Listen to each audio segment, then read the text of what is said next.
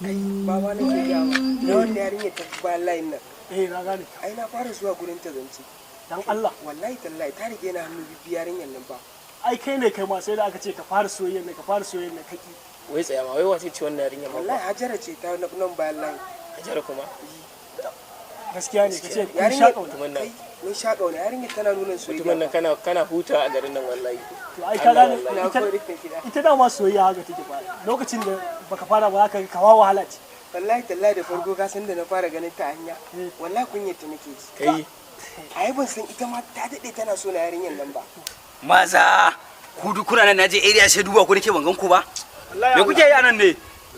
Kai kuna jin daɗi fa wallahi. Mutumi na ban sha. ce mana. Na aja wani mutumi na ban sha mana kai.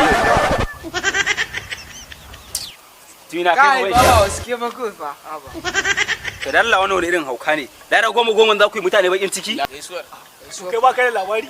Labari me kuma? Wannan cutar da ta shigo coronavirus mana. Cutar coronavirus ita za ta hana gaisuwa?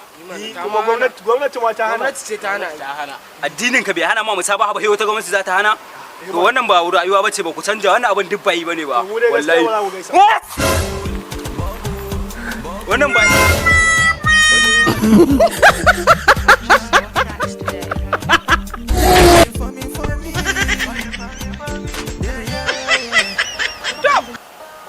Allah rama mu da wannan masida. Daga da shawo he kowa yana yi guri. Ba barin zuba ta kawo ne fi.